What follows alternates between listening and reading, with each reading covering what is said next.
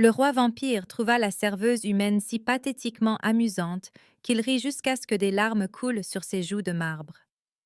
Tout le monde pensa qu'il ne s'agissait que de cruauté royale, mais lorsque sa fille entra en chancelant dans la salle à manger et grimpa dans les bras de la serveuse en murmurant ⁇ Maman !⁇ le rire du roi se transforma en quelque chose de bien plus dangereux. Le lustre de cristal au-dessus de la salle à manger projetait une lumière prismatique sur des visages figés par le choc. Maya Chen sentit le poids de 200 paires d'yeux alors que le vin coulait de ses doigts tremblants sur l'antique calice de la pierre de sang, sa surface désormais tachée du cramoisi d'un cru humain au lieu de l'essence vampirique cérémonielle qu'il était censé contenir. Le silence s'étira comme une lame contre sa gorge jusqu'à ce que le roi Lucien Voss rejette la tête en arrière et éclate de rire, le son résonnant contre les colonnes de marbre comme du verre qui se brise.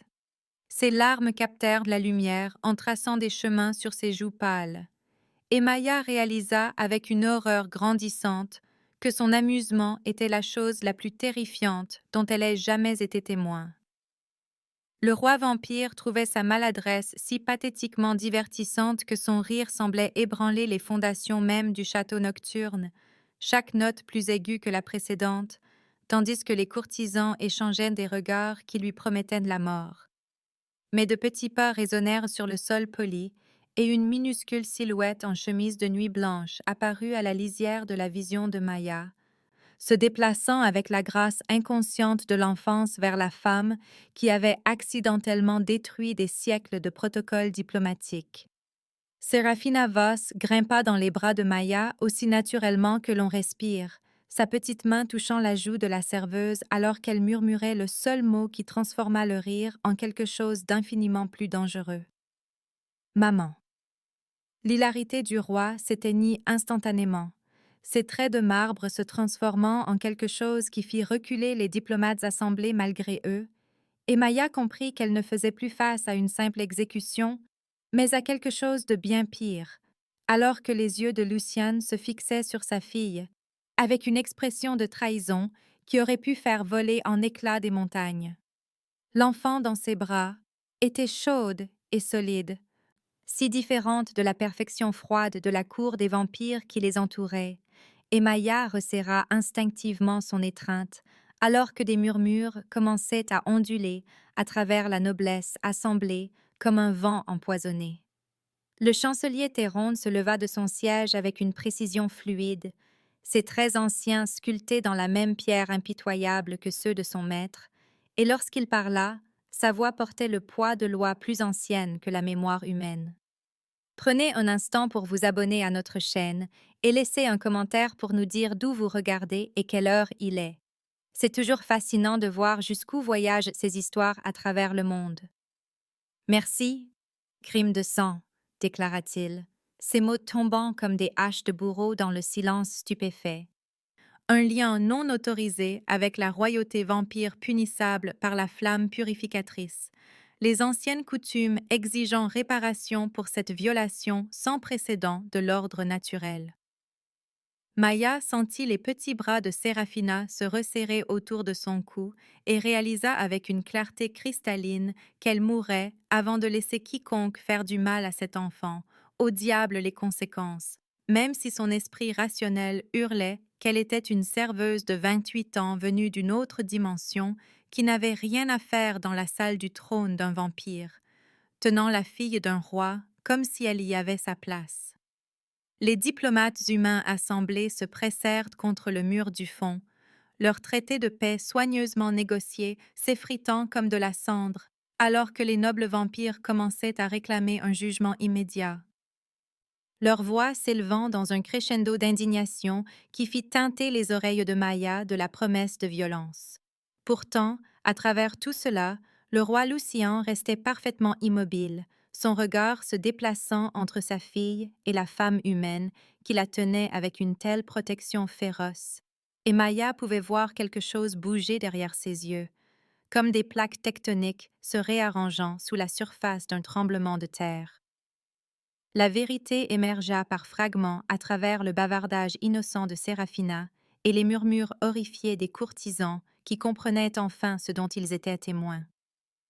Depuis des mois, la fille secrète du roi vampire se glissait à travers les réseaux de portails qui reliaient leur royaume au monde humain, attirée par une solitude qu'aucun privilège royal ne pouvait combler, cherchant quelque chose que son existence isolée au château nocturne ne pouvait lui fournir. Elle avait trouvé Maya au Moonlight Diner, un établissement ouvert 24 heures sur 24 qui chevauchait la frontière dimensionnelle où les âmes désespérées des deux mondes venaient chercher un abri contre leurs ténèbres respectives. Maya avait nourri la mystérieuse petite fille qui apparaissait à l'heure de la fermeture, lui avait lu des histoires, pensé des genoux écorchés et créé un sanctuaire de chaleur dans un univers qui semblait déterminé à dévorer tout ce qui était doux et précieux. Elle ne s'était jamais demandé d'où venait l'enfant, ni pourquoi elle parlait avec une formalité archaïque mêlée d'argot moderne. Elle avait simplement ouvert ses bras et son cœur à quelqu'un qui avait désespérément besoin des deux. Maintenant,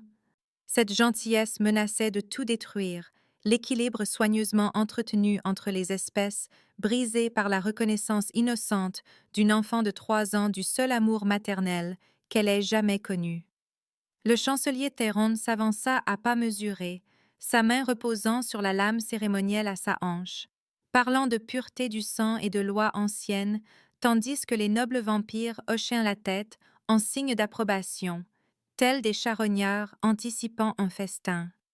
Mais le roi Lucien leva une main pâle, et toute la salle se tut comme s'il avait ordonné à l'air même de cesser de bouger. Sa voix, lorsqu'il parla enfin, portait des inflexions qui firent reconnaître à chaque être surnaturel, présent le prédateur alpha qu'il servait. L'épreuve des 7 lunes, déclara-t-il. Ces mots tombant dans le silence comme des pierres dans une eau calme, une loi ancienne qui supplantait même les lois sur les crimes de sang, 7 tests pour déterminer si un humain possédait une valeur au-delà de sa mortalité. Maya sentit la température de la pièce chuter de plusieurs degrés, alors que des vampires qui avaient vécu pendant des siècles échangeaient des regards de surprise et d'horreur, comprenant des implications qui échappaient entièrement à sa compréhension humaine. L'épreuve n'avait pas été invoquée depuis plus de 200 ans, protesta le chancelier Théron, son sang-froid se fissurant légèrement en réalisant que son roi choisissait une voie qui pourrait fondamentalement altérer la structure du pouvoir qu'ils avaient maintenu pendant des millénaires. 7 nuits, 7 épreuves, continua Lucien comme si son conseiller n'avait pas parlé. L'échec signifiant la mort par le feu cérémoniel, le succès accordant une protection et un statut au sein de la société vampire qu'aucun humain n'avait jamais atteint. Maya baissa les yeux sur le visage confiant de Séraphina et sut qu'elle n'avait pas le choix, même si chaque instinct de survie lui hurlait de courir, de prendre l'enfant et de fuir par le portail qui les avait réunis à l'origine. Mais il n'y avait aucun endroit où fuir que la justice des vampires ne pouvait suivre, aucun sanctuaire qui les protégerait des conséquences de ce moment. Et elle rencontra donc le regard inhumain du roi vampire et accepta des conditions qui pourraient détruire son âme en même temps que sa vie. La cour assemblée éclata dans le chaos alors que les nobles criaient leurs objections et que les diplomates humains imploraient un retour à la raison, mais à travers tout cela, Maya tenait Séraphina près d'elle et sentait le battement de cœur de l'enfant contre sa poitrine comme une promesse que certaines choses valirent la peine de mourir. Des gardes escortent Maya à travers des couloirs bordés de portraits d'ancêtres vampires dont les yeux peints semblent suivre sa progression vers le destin qui l'attend au-delà du premier défi de l'épreuve. L'aile des invités où il la confine ressemble à une prison luxueuse, tout en tapisserie de soie et en luminaire d'argent qui se moque de son humanité tout en s'assurant qu'elle ne peut oublier la richesse et le pouvoir déployés contre sa survie. La docteure Helena Ravencrest arrive dans l'heure, une femme d'âge mûr dont l'apparence humaine ne peut tout à fait dissimuler la grâce surnaturelle qu'elle a acquise au fil de décennies de vie parmi les vampires, sa mallette médicale contenant des instruments qui pourraient guérir ou blesser selon le jugement final de la cour. Elena a survécu à sa propre épreuve il y a 30 ans, explique-t-elle, tout en vérifiant les signes vitaux de Maya, avec un détachement professionnel qui ne peut cacher entièrement son inquiétude, obtenant une protection par mariage avec un seigneur vampire mineur qui avait plus besoin de ses compétences chirurgicales qu'il ne craignait la contamination humaine. L'épreuve des 7 lunes teste tout ce qui rend une personne digne de confiance, continue Elena. Chaque défi étant conçu pour dépouiller les faux-semblants et révéler le véritable caractère qui se cache en dessous. L'honnêteté sous contrainte magique suivie de la sagesse face à des choix impossibles, le courage face à la terreur surnaturelle et la compassion envers ceux qui vous veulent du mal. Maya écoute avec une appréhension croissante Elena décrire des épreuves qui semblent conçues davantage pour briser que pour tester. Un sacrifice qui exige l'abandon volontaire de la force vitale et une loyauté mise à l'épreuve lorsqu'on vous offre tout ce que vous avez toujours désiré en échange de l'abandon de ceux qui dépendent de vous. L'épreuve finale concerne l'amour, dit Elena avec un léger sourire qui suggère des souvenirs à la fois amers et doux. Bien qu'elle refuse de donner plus de détails sur la forme que pourrait prendre ce test ou sur la raison pour laquelle si peu d'humains ont survécu pour y faire face. Serafina apparaît dans les appartements de Maya malgré les gardes et les barrières magiques qui auraient dû empêcher toute entrée non autorisée, sa petite silhouette se matérialisant depuis les ombres avec l'habileté inconsciente d'une enfant qui a passé sa vie à se faufiler dans des endroits où elle n'était pas censée être. Elle apporte des livres d'images et des biscuits volés, grimpant sur les genoux de Maya, avec une confiance totale, tandis que les gardes prétendent ne pas voir la faille de sécurité que la fille de leur roi représente par sa simple existence. Maya lui lit des histoires de princesses courageuses et de dragons bienveillants.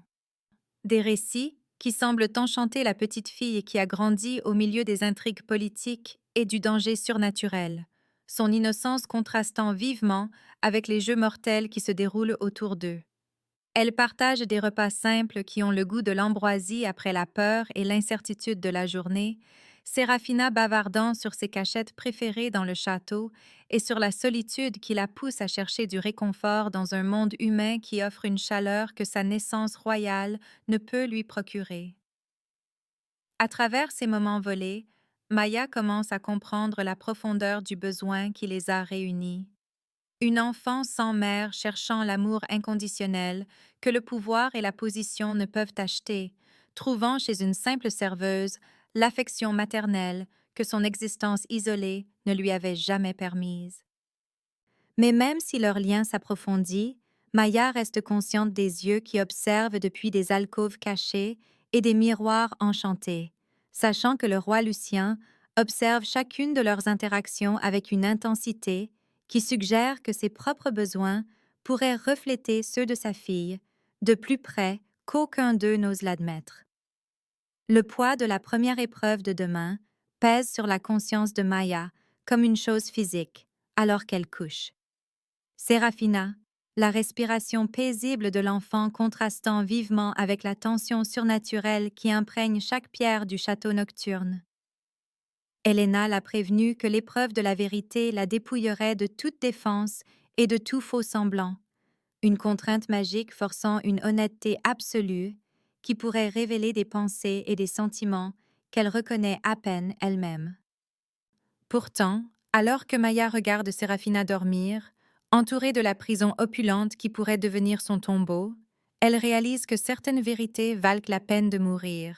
que certains liens transcendent les frontières entre les espèces et la mortalité. Demain, elle affrontera le premier des 7 tests conçus pour prouver si un cœur humain peut contenir une valeur suffisante pour justifier la protection de créatures qui mesurent la valeur en siècles plutôt qu'en décennies. Si l'amour peut combler le fossé entre le prédateur et la proie. Mais ce soir, elle tient dans ses bras une enfant endormie qui l'appelle maman. Et cette vérité brille plus fort que n'importe quelle contrainte magique, plus fort que n'importe quelle loi ancienne, plus précieuse que la vie qu'elle pourrait perdre pour la protéger. À travers les nombreuses fenêtres du château, la première lune se lève sur un royaume où les vampires règnent par la peur et les humains servent par nécessité. Mais dans cette petite chambre où une serveuse raconte des histoires pour s'endormir à une princesse vampire, les anciennes règles semblent moins absolues qu'elles ne l'étaient lorsque le soleil s'est couché pour la dernière fois sur deux mondes, apprenant à se faire confiance, un battement de cœur à la fois. La salle des vérités retentissantes s'étendait devant Maya comme une cathédrale du jugement, son plafond voûté disparaissant dans des ombres qui semblaient murmurer les voix de chaque mensonge jamais prononcé entre ces murs. 7 nobles vampires étaient assis sur des chaises sculptées dans de l'obsidienne noire,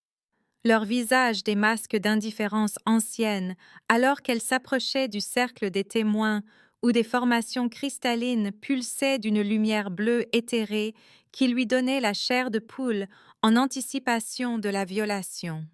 Le chancelier Théron se tenait à côté d'un piédestal, tenant ce qui semblait être de la lumière stellaire liquide dans un récipient qu'il était douloureux de regarder directement. Le sérum de vérité qui dépouillerait son esprit humain de toute défense et laisserait son âme nue devant des créatures qui mesuraient l'honnêteté selon leurs propres normes immortelles. La docteure Ravencrest l'avait prévenu que la contrainte serait comme se noyer dans ses propres pensées, chaque secret et chaque honte remontant à la surface qu'elle le veuille ou non. Mais rien n'aurait pu la préparer au moment où le sérum toucha ses lèvres et où la réalité devint aussi fluide que la magie qui parcourait ses veines. La première question vint de la conseillère Valdry, sa voix portant le poids des siècles, alors qu'elle demandait à Maya de déclarer son vrai nom et son but. Et Maya s'entendit répondre avec une clarté qui contourna entièrement son esprit conscient, admettant qu'elle était Maya Chen, 28 ans, ancienne enfant de l'aide sociale et serveuse actuelle qui était tombée dans la vie d'une princesse vampire par pur accident et se retrouvait prête à mourir plutôt que d'abandonner la première vraie famille qu'elle ait jamais connue. La contrainte donnait l'impression que chaque mot était arraché de sa poitrine, mais sous la violation magique se cachait un soulagement inattendu de dire enfin des vérités qu'elle avait enfouies si profondément qu'elle-même en avait oublié le poids. La conseillère Morgana se pencha en avant avec un intérêt prédateur, l'interrogeant sur son enfance et les expériences qui avaient façonné sa capacité d'attachement. Et soudain, Maya revivait des souvenirs qu'elle avait passé des années à essayer d'oublier, tandis que sa voix décrivait une succession de familles d'accueil, où l'amour était conditionnel et la protection temporaire. Elle parla de Sarah, la fillette de 7 ans qui avait partagé son dernier placement, comment elles s'étaient accrochées l'une à l'autre comme des survivantes d'un naufrage, jusqu'au jour où Maya avait atteint la majorité et l'avait laissée derrière elle. Promettant de revenir, mais sachant même alors que les promesses ne signifiaient rien quand on n'avait aucun pouvoir pour les tenir. Le conseil apprit l'appel téléphonique 3 mois plus tard, la mort de Sarah d'une pneumonie qui aurait pu être traitée si quelqu'un s'était suffisamment soucié de remarquer sa maladie avant qu'il ne soit trop tard, la culpabilité qui avait poussé Maya à faire des doubles services dans un restaurant, où les gens oubliés pouvaient trouver une chaleur temporaire aux petites heures où le monde semblait le plus hostile. À travers tout cela, le visage de Séraphina flottait dans son esprit comme un phare. L'enfant qui était entré dans sa vie, portant la même faim désespérée d'acceptation inconditionnelle que Maya reconnaissait dans son propre reflet, et elle s'entendit admettre que s'occuper de Séraphina comblait un vide dont elle n'avait même pas réalisé l'existence jusqu'à ce qu'il commence à guérir. Le chancelier Théron s'avança avec la précision calculatrice d'un prédateur qui avait identifié une faiblesse, ces questions conçues pour exposer les préjugés et les peurs qui devaient sûrement se cacher sous la compassion de surface de Maya, sondant le sentiment anti-vampire que des générations de conditionnement humain devaient avoir instillé dans sa conscience. Mais le sérum de vérité révéla quelque chose qui sembla surprendre même lui, alors que Maya décrivait ses premières rencontres avec des clients vampires au restaurant. Comment leur beauté d'un autre monde l'avait initialement intimidée, jusqu'à ce qu'elle réalise qu'il commandait du café et demandait de la météo comme tous ceux qui entraient en quête de refuge contre la solitude. Elle admit sa peur de leur capacité surnaturelle, tout en reconnaissant sa compréhension croissante que le pouvoir n'équivalait pas automatiquement à la malice, que les vampires qui fréquentaient son lieu de travail semblaient aussi perdus et en quête que n'importe lequel des habitués humains qui sirotaient un café froid pendant les longues nuits. La magie la força à révéler ses observations sur la distance prudente que les vampires maintenaient avec les humains, non par supériorité, mais par leur propre forme d'isolement protecteur. Des créatures si puissantes qu'elles avaient oublié comment être assez vulnérables pour une connexion authentique. L'expression du chancelier Théron s'assombrit, alors que l'honnêteté de Maya révélait une perspective nuancée qui refusait de correspondre au récit simple que son agenda politique exigeait, ses mots dépeignant les vampires comme des êtres complexes luttant avec leurs propres peurs plutôt que les monstres que les préjugés traditionnels exigeaient qu'elle voie. Les questions devinrent plus personnelles lorsque le conseiller Dracul l'interrogea sur ses intentions envers Séraphina, si Maya cherchait à gagner de l'influence sur la royauté vampire par la manipulation émotionnelle ou l'avantage politique, et le sérum de vérité la força à examiner des motivations qu'elle n'avait jamais consciemment articulées. Elle se retrouva à décrire la protection féroce qui avait émergé la première fois que Séraphina s'était endormie dans ses bras au restaurant, les instincts maternels qui s'étaient éveillés malgré sa conviction que son enfance brisée l'avait rendue incapable d'un attachement sain. Maya admit qu'elle mourrait pour protéger Séraphina sans hésitation, non pas à cause d'un lien surnaturel ou d'une connexion mystique, mais parce que l'amour avait choisi son cœur aussi sûrement que le lever du soleil choisit l'horizon oriental, parce que certaines responsabilités transcendent la logique et exigent tout ce que vous avez à donner. Les membres du conseil échangèrent des regards qui suggéraient que son honnêteté brute les affectait d'une manière qu'ils n'avaient pas anticipée. Des créatures qui avaient vécu pendant des siècles, expérimentant une émotion si pure qu'elle semblait illuminer des ombres dont ils avaient oublié l'existence dans leur propre cœur immortel. Même le conseiller Ash, dont la réputation de cruauté avait fait trembler des vampires moindres pendant des générations, semblait ému par l'aveu de Maya que Séraphina lui avait appris ce que signifiait être nécessaire à quelqu'un dont le bonheur importait plus que sa propre survie. La dernière question vint comme une lame au cœur lorsque le chancelier Théron demanda à Maya d'identifier sa plus grande peur, s'attendant clairement à ce qu'elle nomme la mort ou la torture, ou une horreur surnaturelle qui validerait la supériorité des vampires sur la fragilité humaine. Mais le sérum de vérité tira de ses profondeurs une terreur bien plus profonde que la destruction physique, l'effroi paralysant qu'elle puisse décevoir Séraphina comme chaque adulte l'avait déçue dans son enfance, que la faiblesse ou la lâcheté puisse la forcer à abandonner la petite fille au moment où elle avait le plus besoin d'elle. Maya s'entendit décrire les cauchemars qui la tourmentaient depuis qu'elle avait accepté l'épreuve. Des visions de Séraphina, appelant sa maman, pendant que Maya restait figée par la peur ou l'égoïsme, trop brisée par ses propres blessures pour fournir la stabilité et la protection qu'un enfant méritait. La contrainte fit se briser sa voix, alors qu'elle admettait sa terreur d'être juste une autre adulte qui faisait des promesses qu'elle ne pouvait pas tenir. Une autre source de déception dans la vie d'une petite fille qui avait déjà contenu trop d'isolement et de besoin. Sous l'influence magique, sa plus profonde honte émergea comme du poison d'une blessure infectée, la conviction qu'elle était fondamentalement indigne de l'amour que Séraphina offrait si librement, que finalement l'enfant réaliserait son erreur et chercherait l'affection de quelqu'un de plus digne de confiance. Dans la chambre d'observation, derrière un verre enchanté qui permettait de voir mais non d'entendre entre les mondes, le roi Lucien regardait le témoignage de Maya avec une reconnaissance croissante qui perçait les défenses qu'il avait maintenues pendant des siècles. Sa vulnérabilité reflétait ses propres peurs concernant la paternité et la protection, Le poids de la responsabilité qui accompagne l'amour pour quelqu'un de plus précieux que sa propre existence. La terreur que l'inadéquation puisse détruire la chose même que l'on veut le plus préserver. Il vit dans l'honnêteté brute de Maya le même amour désespéré qui l'avait poussé à cacher Sérafina d'une cour qui la verrait comme un atout politique plutôt que comme une fille bien-aimée, la même volonté de tout sacrifier pour le bien-être d'un enfant qui avait façonné chaque décision depuis sa naissance.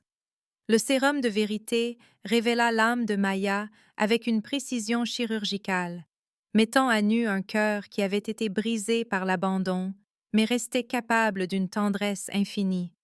un esprit qui avait appris la force par la souffrance et choisissait l'amour malgré toutes les raisons de se protéger par l'isolement. Luciane se retrouva à serrer la balustrade d'observation avec une force suffisante pour fissurer le marbre, alors que Maya décrivait sa détermination à ne jamais laisser un autre enfant souffrir comme elle l'avait fait, reconnaissant dans ses mots le même vœu qu'il avait fait lorsque Sérafina avait pris son premier souffle dans ses bras. À travers la barrière magique, il regarda cette femme humaine accepter la torture plutôt que de trahir la fille qu'ils aimaient tous les deux, et sentit quelque chose bouger dans sa poitrine, comme de la glace commençant à fondre après un hiver sans fin. L'épreuve se termina avec Maya chancelant sur ses pieds, alors que les effets du sérum de vérité commençaient à s'estomper, la laissant épuisée mais étrangement plus légère, comme si dire ces vérités enfouies avait soulevé des poids qu'elle avait portés inconsciemment pendant des années. Le conseil délibéra à voix basse, avec des inflexions de surprise et de respect réticents,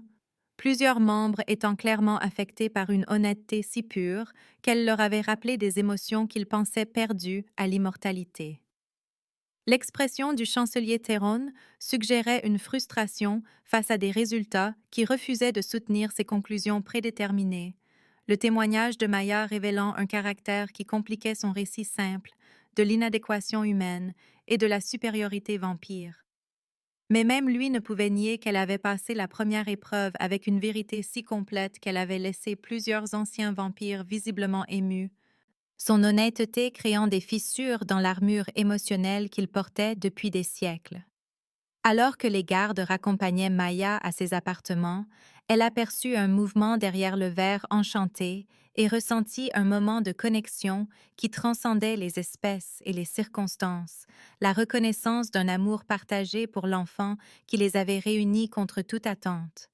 La première lune s'était couchée sur une épreuve qui avait dépouillé les faux semblants et révélé le fondement du caractère de Maya, mais 6 autres défis l'attendaient avant qu'elle ne puisse revendiquer le droit d'appeler Sérafina sa fille sans craindre la loi surnaturelle.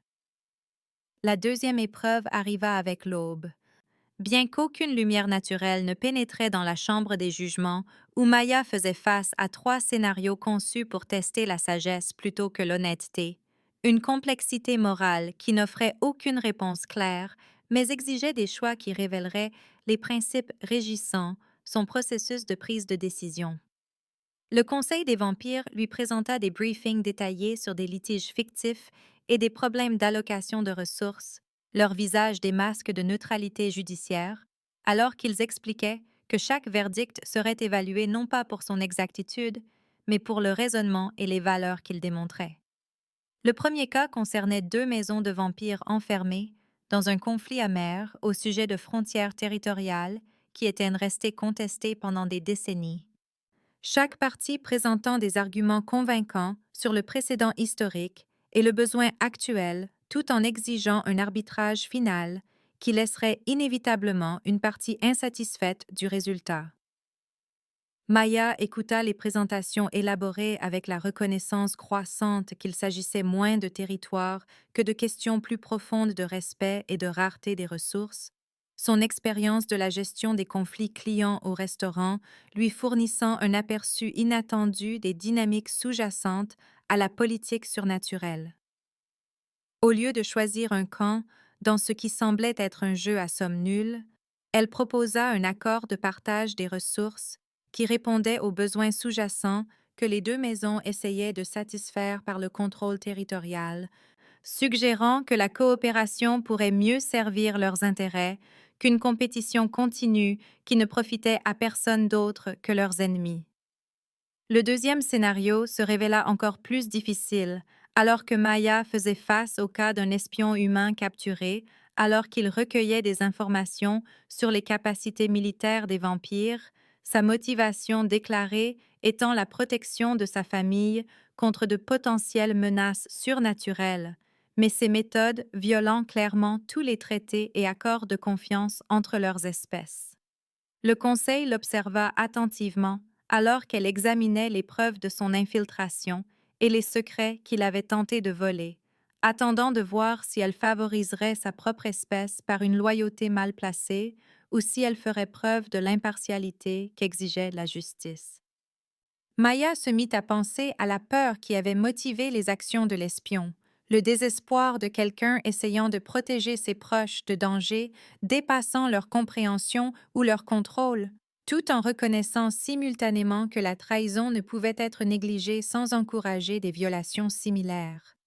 Sa recommandation d'exil plutôt que d'exécution suscita des murmures de surprise de la part des membres du Conseil qui s'attendaient soit à une pitié faible, soit à une vengeance sévère. Mais Maya expliqua que faire preuve de retenue démontrait la force tandis qu'un bannissement permanent garantissait qu'il ne pourrait plus jamais menacer la sécurité des vampires. La pitié sans conséquence n'avait pas de sens, argumenta-t-elle. Mais la mort ne ferait que confirmer les craintes humaines concernant la brutalité des vampires et pourrait déstabiliser la paix fragile dont les deux espèces avaient besoin pour survivre.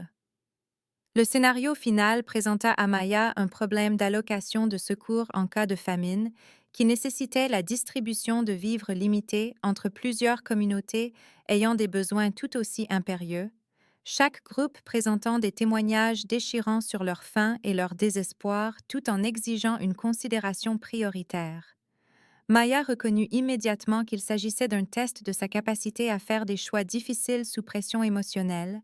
à peser des revendications de souffrance concurrentes sans être paralysée par l'impossibilité de sauver tout le monde.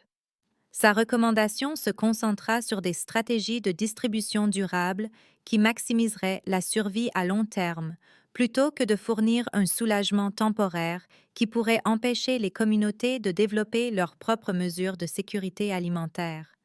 Elle suggéra d'établir des banques de semences et des programmes d'éducation agricole parallèlement à l'aide immédiate, arguant que la véritable compassion exigeait de renforcer la résilience plutôt que de créer une dépendance à l'aide extérieure. Plusieurs membres du Conseil hochèrent de la tête en signe d'approbation, alors que Maya démontrait sa compréhension que la sagesse exigeait parfois des choix difficiles au service d'un plus grand bien,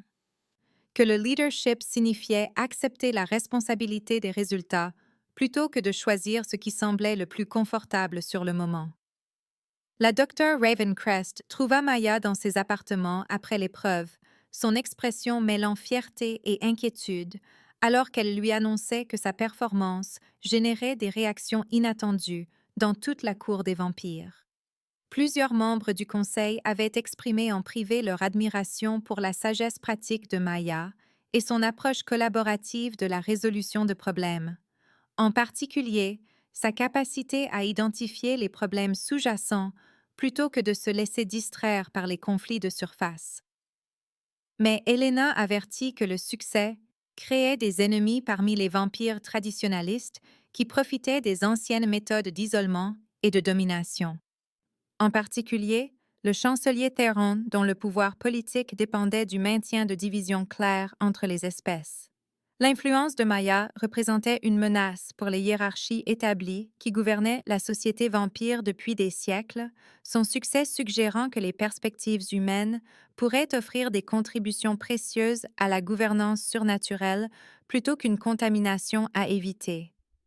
Helena expliqua que les épreuves suivantes augmenteraient probablement en difficulté, car ceux qui s'opposaient à l'avancement de Maya chercheraient des moyens d'assurer son échec,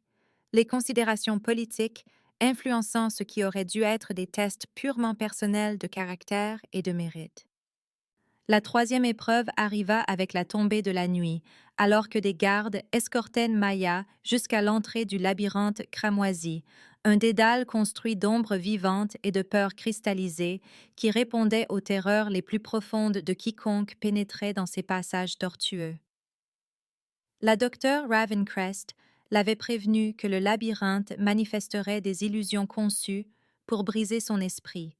la forçant à revivre des traumatismes et à affronter des angoisses que la pensée rationnelle ne pouvait surmonter par la seule volonté. L'entrée béait devant elle comme une blessure dans la réalité même, une obscurité si complète qu'elle semblait dévorer la lumière, tandis que des murmures promettaient que chaque pas la rapprocherait des échecs et des insuffisances qui définissaient ses limitations humaines. Maya franchit le seuil avec le visage de Séraphina brûlant dans sa mémoire, comme un talisman contre les horreurs qui l'attendaient entre des murs qui se déplaçaient et se réarrangeaient selon des lois psychologiques plutôt que physiques. La première illusion frappa immédiatement, alors que le labyrinthe manifestait son 18e anniversaire,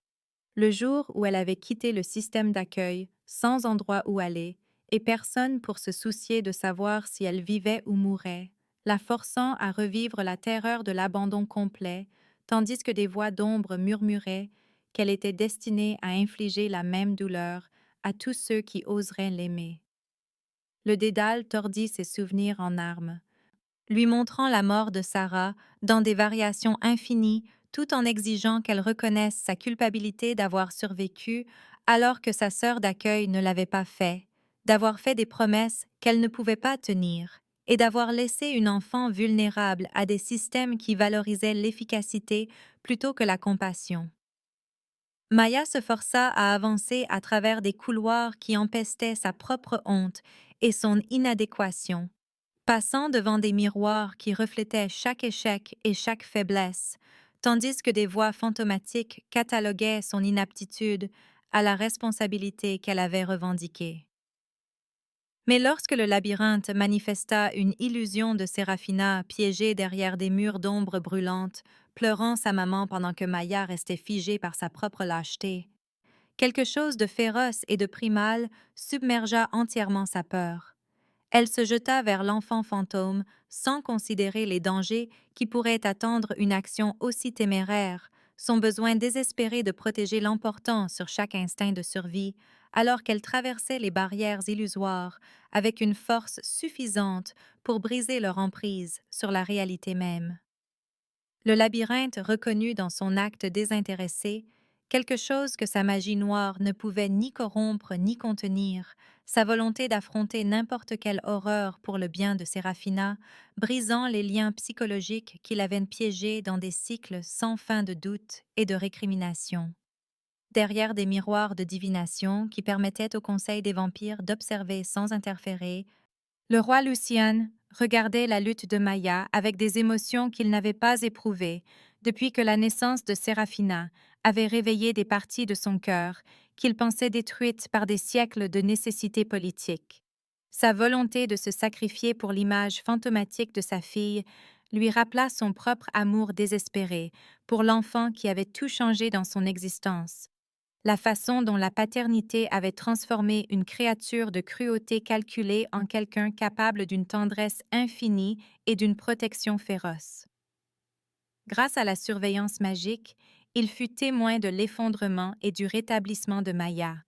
de son voyage à travers un enfer personnel qui révéla une force forgée dans la souffrance plutôt qu'accordée par le privilège ou l'amélioration surnaturelle.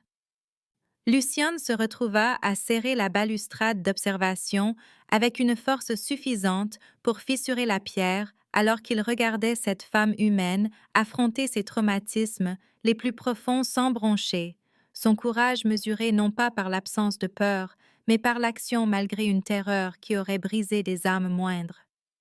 Lorsqu'elle émergea du labyrinthe avec des larmes coulant sur son visage, mais une détermination brûlant dans ses yeux, il sentit ses propres barrières émotionnelles soigneusement construites commencer à s'effriter comme d'anciens murs, succombant enfin à des vagues persistantes. La troisième épreuve était terminée,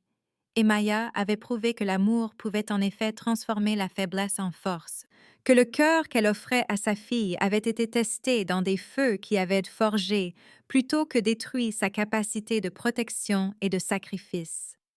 L'épreuve de la compassion commença dans les chaînes, avec Victor Theron lié par de l'argent qui brûlait sa chair de vampire, tandis que son oncle observait depuis la galerie, avec des yeux qui promettaient vengeance pour le jugement que Maya pourrait rendre. La haine du jeune vampire rayonnait de lui comme la chaleur d'une forge, ses traits aristocratiques tordus par un chagrin qui s'était aigri en quelque chose de toxique au fil de décennies, à entretenir des blessures qui refusaient de guérir. Le chancelier Theron avait présenté les preuves avec une précision clinique, détaillant comment Victor s'était infiltré dans le personnel de cuisine du château et avait tenté d'empoisonner la délégation diplomatique humaine avec de l'essence de belladone, une toxine qui aurait causé une mort atroce tout en paraissant être une maladie naturelle. Le complot n'avait échoué que parce que la docteure Ravencrest avait détecté le poison lors de contrôles de santé de routine, mais l'intention restait claire, comme le jour filtrant à travers les vitraux qui projetaient des motifs arc-en-ciel, à travers la chambre où Maya détenait désormais le pouvoir de vie et de mort sur quelqu'un qui avait tenté d'assassiner des innocents. La confession de Victor était venue avec un défi fier, plutôt que du remords. Sa voix portant des siècles de rage héritée, alors qu'il décrivait les humains comme de la vermine qui avait massacré sa mère pendant les guerres des frontières, et méritait toute la souffrance que la justice des vampires pourrait infliger à leur pathétique mortalité. Le Conseil s'attendait à une exécution rapide pour une telle trahison, leur visage reflétant l'anticipation du sang, qui satisferait les anciennes lois exigeant œil pour œil et la mort pour l'intention de mort. Mais Maya regarda dans les yeux de Victor et vit quelque chose qui lui rappelait douloureusement son propre reflet pendant les périodes les plus sombres de sa vie en famille d'accueil. La façon dont le chagrin pouvait transformer une âme blessée en quelque chose qui s'en prenait à tout ce qui était à sa portée simplement parce que la douleur devait aller quelque part et que les cibles innocentes étaient plus faciles à blesser que les forces qui avaient causé le dommage initial. Elle demanda à entendre l'histoire de Victor en détail, ignorant les murmures impatients du conseil alors qu'elle apprenait la mort de Céleste Theron lors d'un raid humain sur une colonie de vampires. Comment Victor, âgé de 3 ans, avait regardé depuis sa cachette pendant que des soldats abattaient sa mère et réduisaient leur maison en cendres et en souvenirs. Le chancelier Theron avait élevé son neveu avec des histoires de brutalité humaine et de supériorité vampire, nourrissant le traumatisme du garçon avec une haine qui devenait plus forte chaque année jusqu'à ce qu'elle consume tout ce qui était doux et vulnérable dans son caractère. Maya écouta sans jugement alors que Victor décrivait des décennies de planification de vengeance contre l'espèce qu'il tenait pour responsable de la destruction de sa famille, sa voix se brisant malgré sa posture provocante lorsqu'il parlait de rêves où sa mère vivait encore et l'aimait comme elle le faisait avant que la peur et l'ignorance humaine ne la lui arrachent à jamais. La douleur dans sa confession était si brute et familière que Maya sentit ses propres blessures d'enfance résonner comme des cloches frappées, reconnaissant l'agonie particulière de perdre quelqu'un de précieux à cause de forces hors de son contrôle, tandis que les adultes ne parvenaient pas à fournir le réconfort et les conseils qui auraient pu canaliser le chagrin vers la guérison plutôt que vers la haine.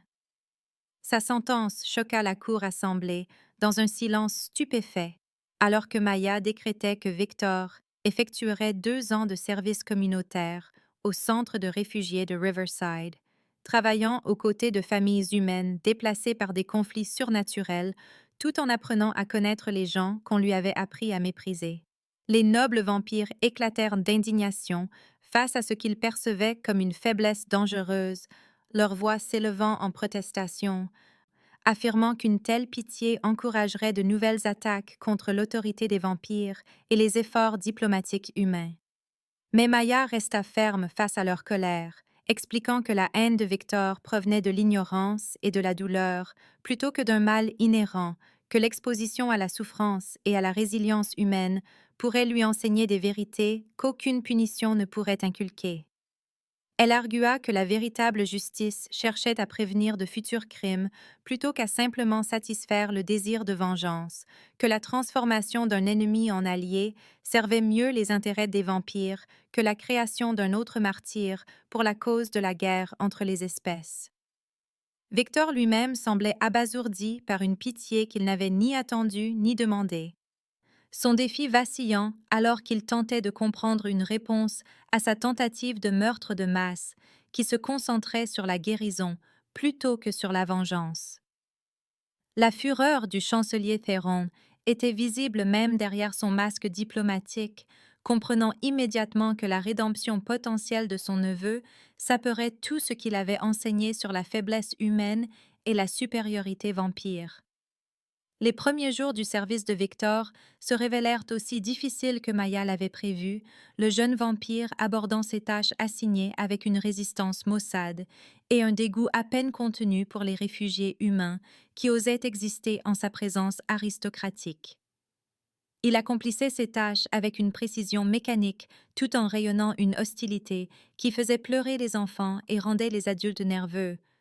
chacun de ses gestes affichant son mépris pour la sentence qu'il avait placée parmi des créatures qu'il considérait comme indignes de son attention. Mais une exposition progressive aux histoires humaines commença à user ses préjugés comme l'eau érode la pierre.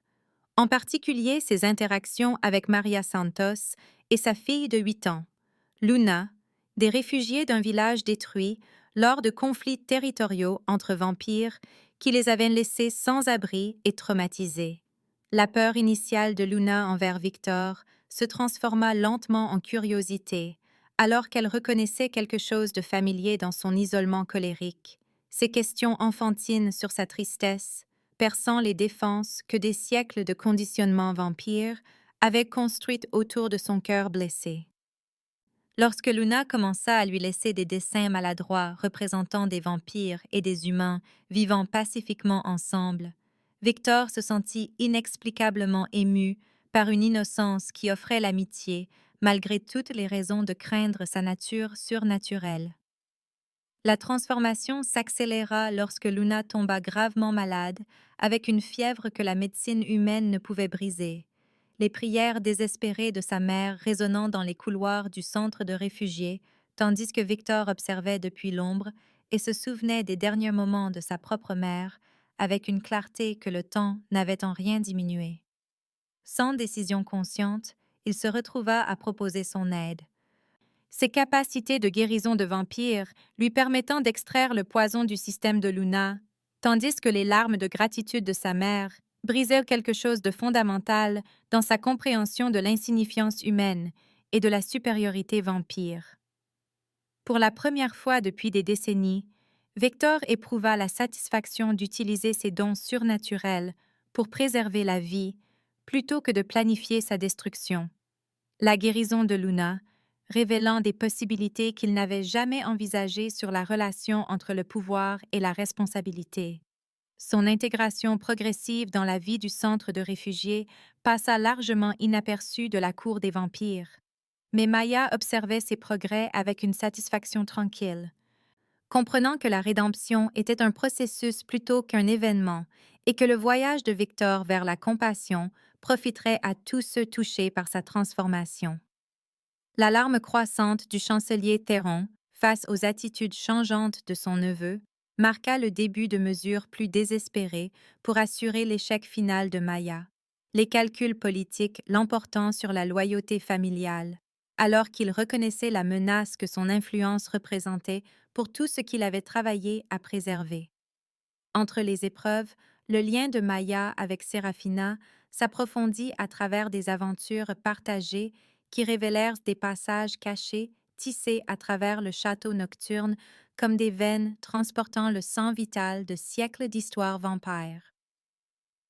La petite fille se délectait de montrer à Maya des routes secrètes qui reliaient chaque pièce majeure, ses petits doigts traçant des symboles gravés dans la pierre par des artisans qui avaient compris qu'un château doit respirer même en se défendant contre les menaces extérieures. À travers ses explorations, Maya découvrit la profonde solitude de Serafina. Comment l'enfant avait grandi entouré d'adultes qui la traitaient comme un précieux atout politique plutôt que comme une petite fille ayant besoin d'amour et de conseils. La mère de Serafina était morte en la mettant au monde, laissant Lucien naviguer seul la paternité tout en gérant les responsabilités complexes de la royauté vampire, sa protection féroce incapable de remplacer la chaleur maternelle que chaque enfant méritait. Les passages secrets étaient devenus les voies d'évasion de Serafina, d'une vie qui ressemblait plus à une prison luxueuse, sa découverte de réseaux de portails menant au monde humain, ouvrant des possibilités de connexion que son existence royale isolée n'avait jamais fournies. Le restaurant de Maya avait représenté un sanctuaire où elle pouvait simplement être une enfant affamée plutôt qu'une princesse vampire, où quelqu'un se souciait de son bonheur sans calculer les avantages politiques ou les obligations surnaturelles. Leurs conversations révélèrent la profondeur de la confusion de Serafina quant à sa double nature, prise entre des capacités de vampire qu'elle était trop jeune pour contrôler et des émotions humaines qui la reliaient aux deux mondes sans appartenir pleinement à aucun des deux. Maya commença à lui enseigner les coutumes et les valeurs humaines tout en respectant l'héritage vampire qui façonnait ses capacités surnaturelles, aidant l'enfant à comprendre que le fait d'être différente la rendait spéciale plutôt qu'anormale. Elles s'exercèrent aux manières de table et aux compétences sociales qui serviraient bien Serafina dans des situations diplomatiques, tandis que Maya partageait des histoires sur les fêtes et les traditions humaines qui mettaient l'accent sur la communauté et la gentillesse plutôt que sur le pouvoir et la domination. Le personnel du château commença à remarquer des changements chez la petite princesse, sa confiance accrue et son bonheur authentique affectant tous ceux qui interagissaient avec sa présence royale. Les serviteurs qui avaient maintenu une distance professionnelle prudente se surprenaient à sourire aux salutations joyeuses de Serafina, tandis que les gardes relâchaient leur posture formelle en réponse à son rire contagieux résonnant dans des couloirs qui avaient entendu trop peu de joie ces dernières années. L'influence de Maya ne transformait pas seulement Serafina, mais toute l'atmosphère du château nocturne, sa simple chaleur humaine faisant fondre la glace qui s'était accumulée au fil de siècles de politique surnaturelle et d'isolement émotionnel. Le roi Lucien se sentit de plus en plus attiré par la présence de Maya lors des réunions du château et des dîners officiels, ses perspectives pratiques tranchant à travers la rhétorique politique pour identifier des solutions qui servaient les intérêts de tous plutôt que de faire avancer des agendas de factions étroites. Ces questions révélaient des perspectives qui remettaient en question des hypothèses qu'il n'avait jamais pensé à examiner, tandis que son attention sincère pour Serafina créait une intimité inattendue qui le terrifiait plus que n'importe quelle menace surnaturelle qu'il avait affrontée au cours de sa longue existence. Lors de dîners d'État où les nobles vampires rivalisaient par des démonstrations de richesse et de cruauté, la dignité tranquille et les réponses réfléchies de Maya lui rappelaient que le pouvoir pouvait servir des objectifs au-delà de la simple domination. Il commença à chercher des prétextes pour l'inclure dans des discussions qui sortaient techniquement du cadre de ses obligations d'épreuve, appréciant des opinions qui émergeaient de la compassion plutôt que du calcul. L'attraction croissante entre eux fut remarquée par les observateurs de la cour qui spéculaient sur des possibilités sans précédent, un roi vampire trouvant l'amour auprès d'une femme humaine dont l'influence s'étendait déjà au-delà de tout ce que le protocole aurait dû permettre. Mais Lucien luttait avec des sentiments qui menaçaient tout ce qu'il avait construit pour protéger sa fille et son royaume, reconnaissant que l'amour pourrait exiger des sacrifices que le devoir ne pouvait accepter. L'épreuve du sacrifice arriva avec l'aube qui peignit les fenêtres du château de la couleur du sang frais. Sa lumière cramoisie illuminant la chambre cérémonielle où Maya ferait face à un choix qui avait détruit tous les candidats humains précédents ayant atteint ce stade avancé des tests. 12 prisonniers humains étaient agenouillés dans des chaînes d'argent,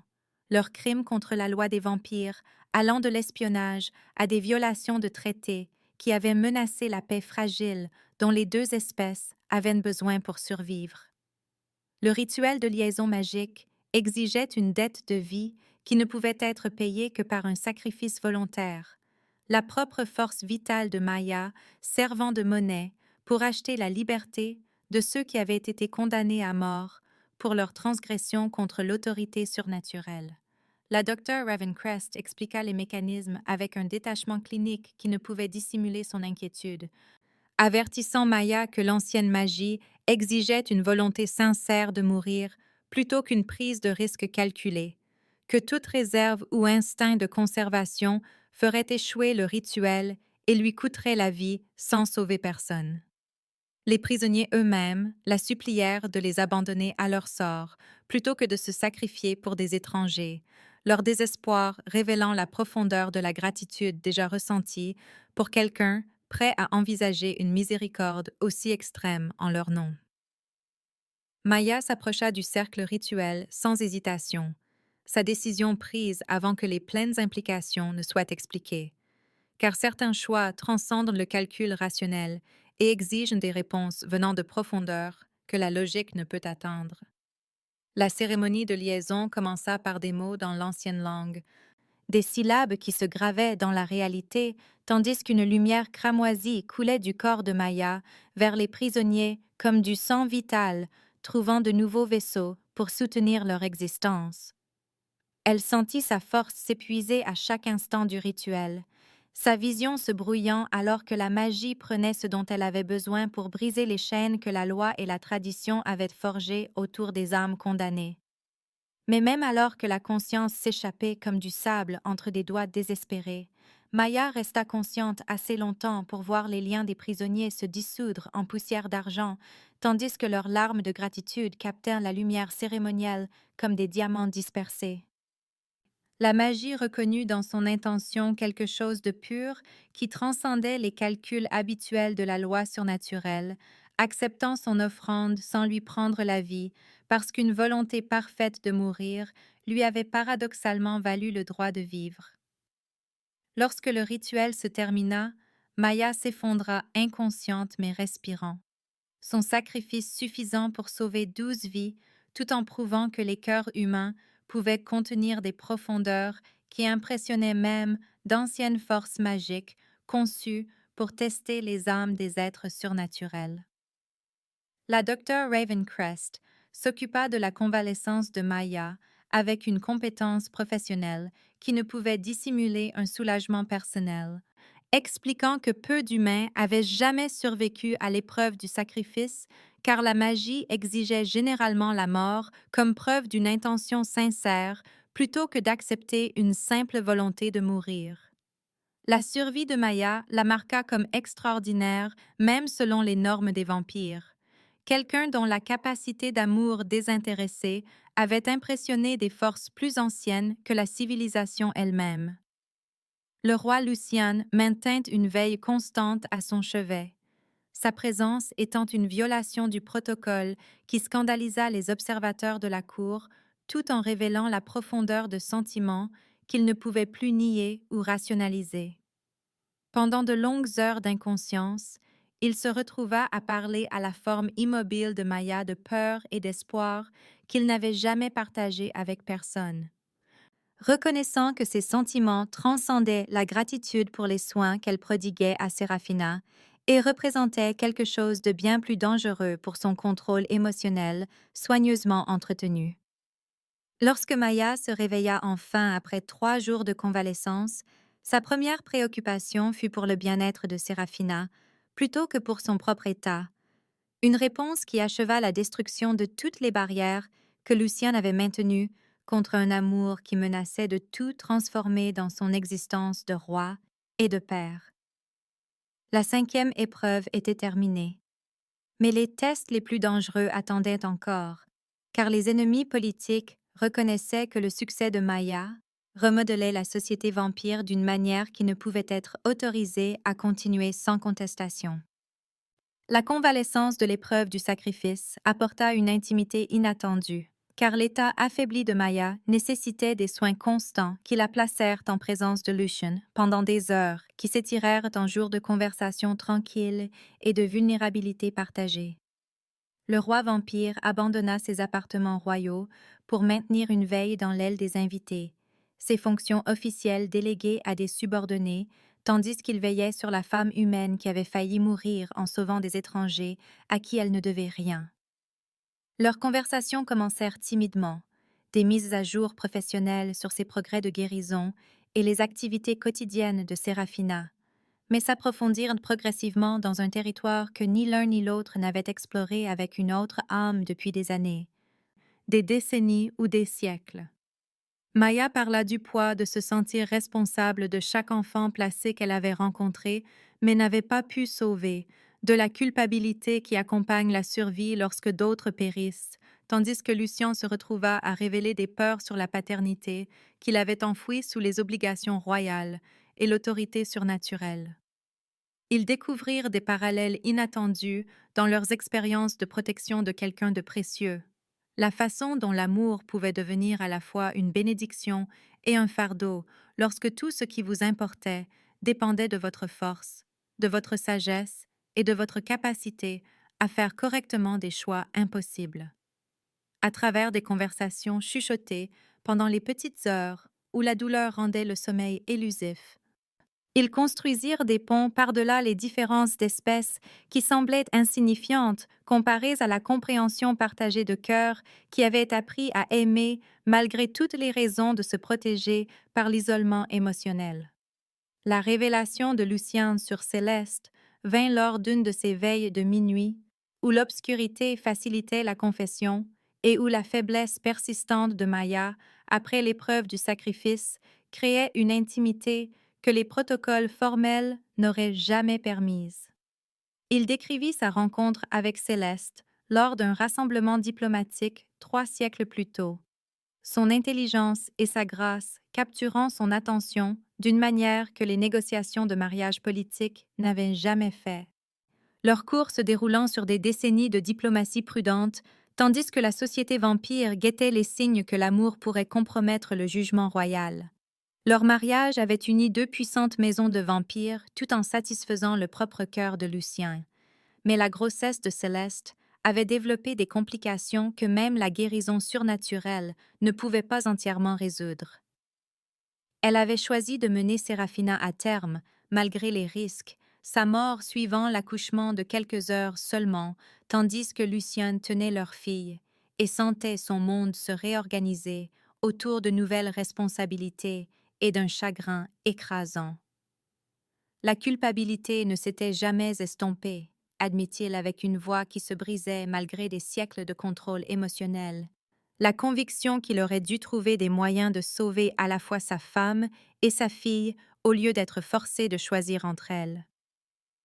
Maya écouta sans jugement alors qu'il décrivait l'isolement qui avait suivi, comment la protection de Séraphina de la politique de la cour avait nécessité de maintenir une distance avec tout le monde tout en apprenant à être à la fois père et roi pour une enfant qui avait besoin de bien plus que ce que le devoir et l'obligation pouvaient fournir. Leur attraction grandissante se manifesta à travers des moments qui semblaient accidentels, mais se produisaient avec une fréquence croissante. Des mains se touchant lors de conversations sur les progrès de Séraphina, des regards qui s'attardaient plus longtemps que la courtoisie diplomatique ne l'exigeait. La façon dont la présence de Lucien pendant sa convalescence était passée d'une obligation royale à quelque chose qui ressemblait plus à de la compagnie qu'à de la supervision. Maya se surprit à attendre ces visites avec une anticipation qui n'avait rien à voir avec les procédures officielles de l'épreuve, tandis que Lucien découvrait des raisons de prolonger leur conversation au-delà de ce que le devoir exigeait ou que le protocole permettait. Le lien entre eux semblait à la fois inévitable et impossible, contraint par des réalités politiques qui faisaient de l'amour d'un roi vampire pour une femme humaine une menace pour la stabilité que des siècles de gouvernance prudente avaient atteinte en maintenant des frontières claires entre les espèces. Pourtant, leur lien émotionnel s'approfondit malgré les objections rationnelles,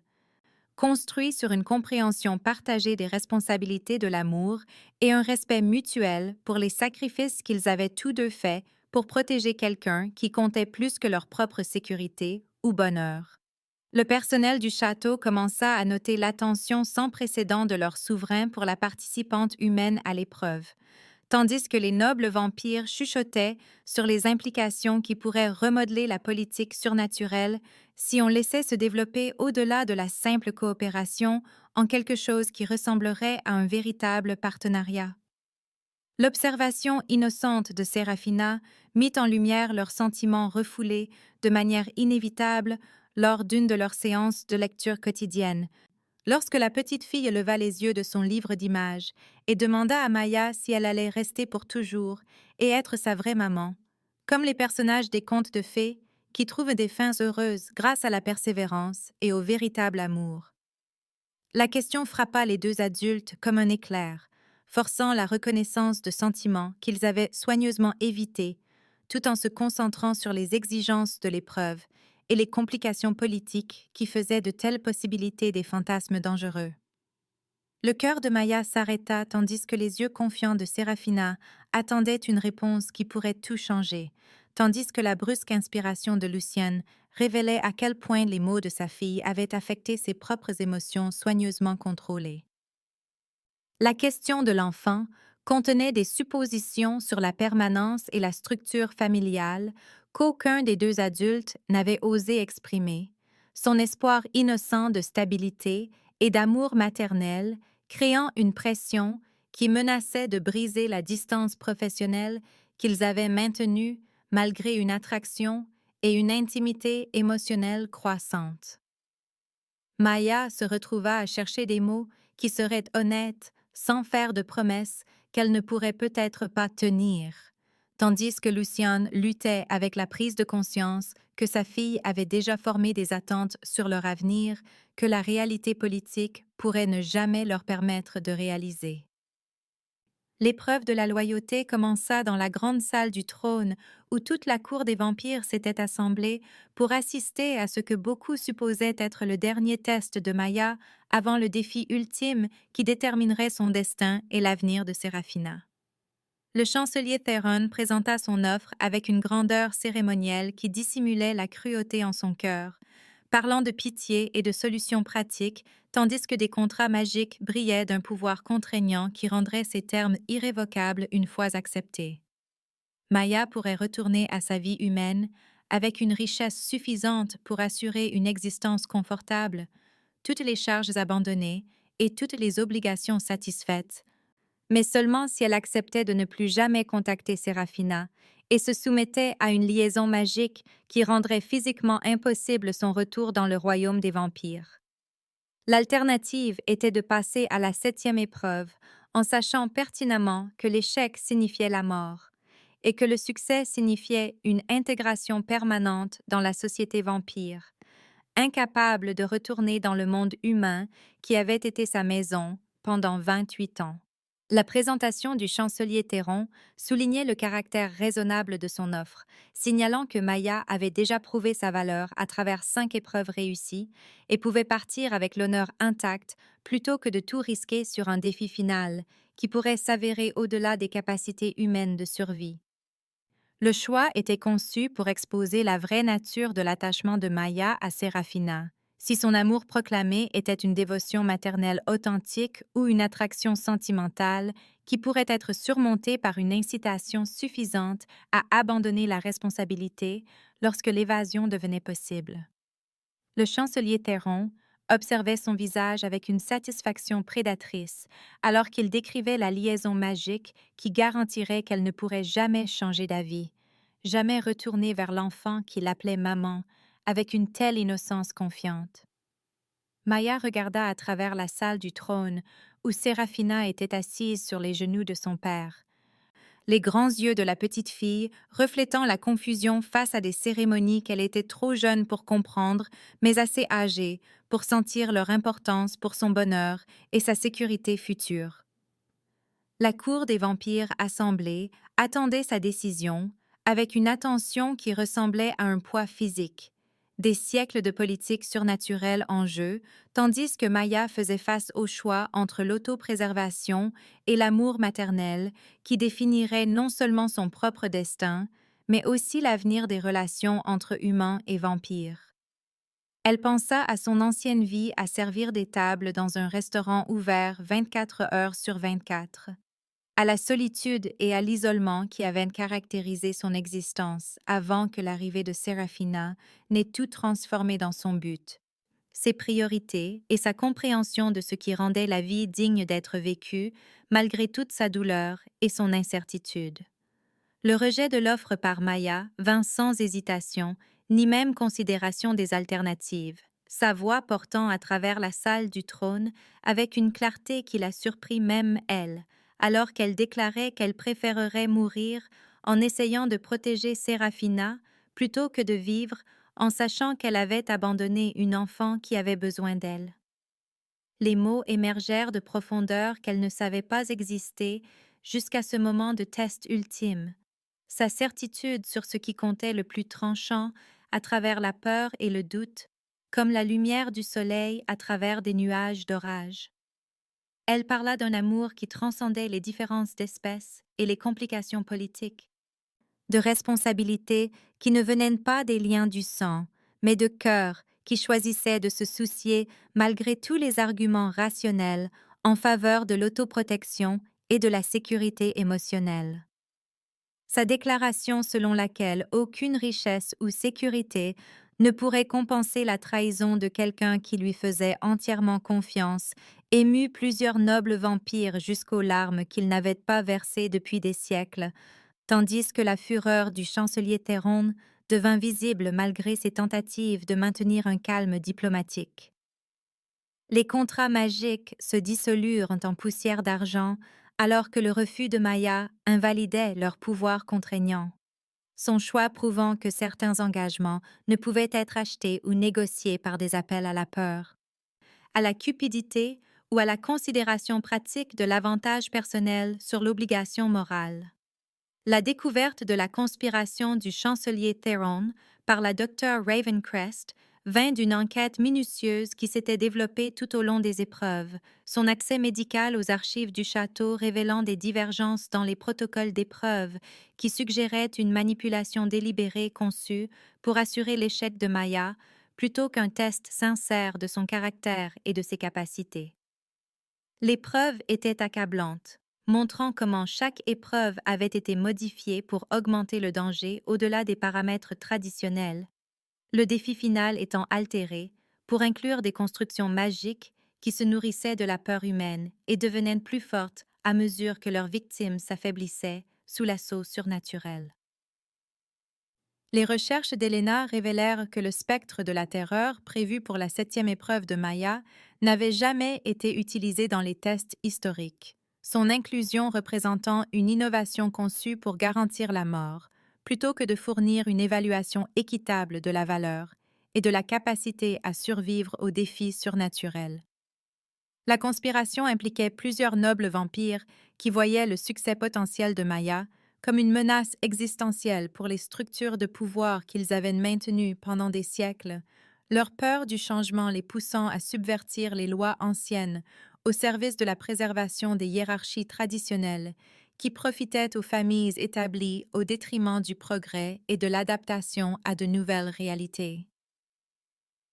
La révélation força une confrontation qui menaça de déchirer la cour des vampires, alors que Lucienne faisait face au choix entre maintenir la stabilité politique par un aveuglement volontaire et protéger la femme que sa fille aimait, même si cela signifiait une guerre civile avec des nobles qui contrôlaient d'importantes ressources militaires et économiques. La docteure Ravencrest présenta ses preuves lors d'une session d'urgence qui excluait le chancelier Théron et ses conspirateurs présumés, exposant la preuve que la manipulation des épreuves violait les lois fondamentales régissant la justice surnaturelle et les relations entre humains et vampires. La décision de Lucien d'affronter directement la conspiration créa une crise immédiate, alors que les nobles traditionalistes se rallièrent derrière l'affirmation du chancelier Théron, selon laquelle l'influence progressiste corrompait la société vampire au-delà de toute reconnaissance ou rédemption. Les alliances politiques qui étaient restées stables pendant des siècles commencèrent à se fracturer le long de lignes idéologiques. Certaines maisons soutenant l'autorité de leur roi, tandis que d'autres déclaraient que l'amour pour une femme humaine avait compromis son jugement au-delà des limites acceptables. La menace d'une nouvelle guerre entre humains et vampires planait alors que les relations diplomatiques étaient en jeu pendant que la politique surnaturelle se réorganisait autour de questions fondamentales sur le changement,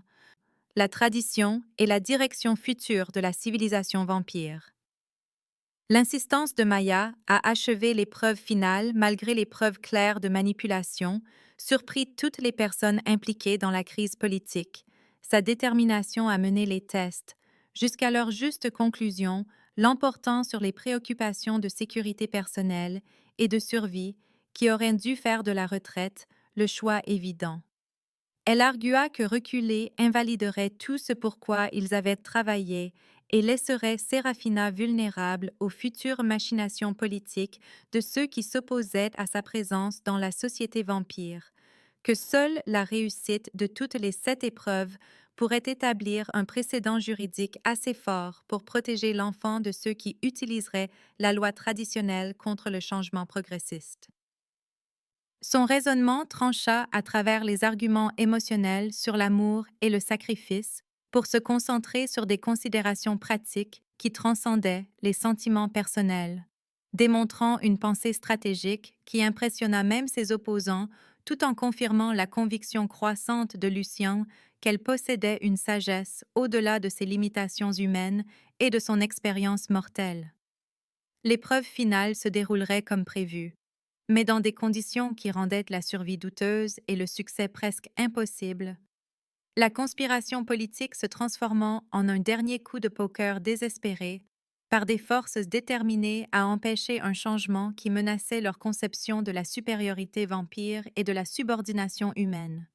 Maya affronta le test ultime, sachant que la mort l'attendait si elle échouait,